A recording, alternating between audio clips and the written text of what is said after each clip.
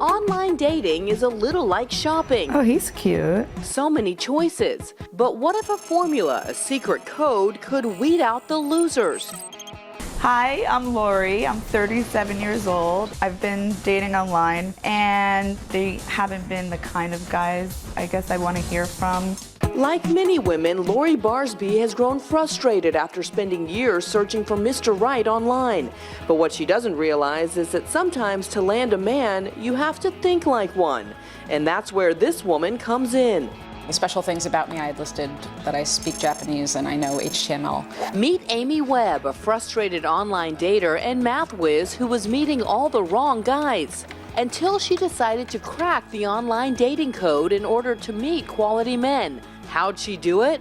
By logging in as a guy to access the competition. I was mortified when I saw these women. They were all attractive. They all sounded happy. And then I looked back at my profile and I was horrified. I wouldn't go out with me. So I spent a month collecting data, trying to analyze things like, well, how much skin should you show in a profile photo? She took her findings and created a super profile page, specifically marketed to the kind of guys she wanted to meet.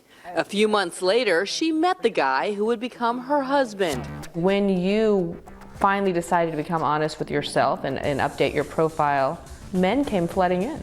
It was the most popular I've ever been in my entire life. Amy turned her digital dating science project into a book titled Data, a Love Story. Now she's helping other women make over their online life. Women like Lori. Amy noticed some big no-nos with her online profile. Amy says don't underestimate the power of a profile picture. That means no pictures with friends, especially if they could be competition. And no drinking pictures. So I think you're sort of doing some self-sabotage. Don't intimidate potential dates.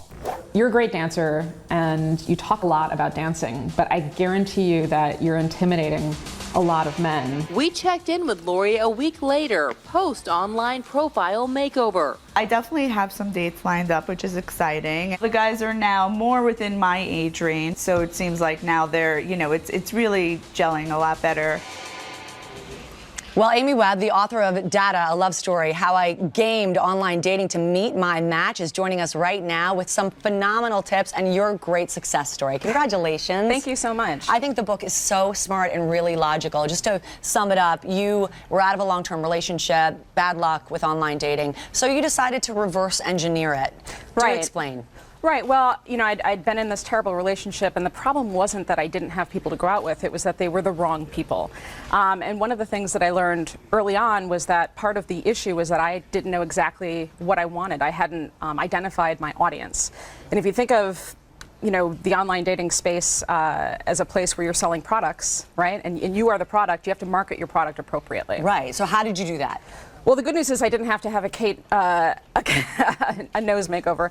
One of the things that I did was I, looked at what some of the other people were doing that were successful. So But you did this by becoming 10 different men and then sort of studying your competition. You interacted with 96 or so women to see what was working and what wasn't, when you were in the man's head, correct? Right, but those archetypes that I created really went back to this list that I made. So I'd come up with these 72 different data points, things that I was looking for in a man.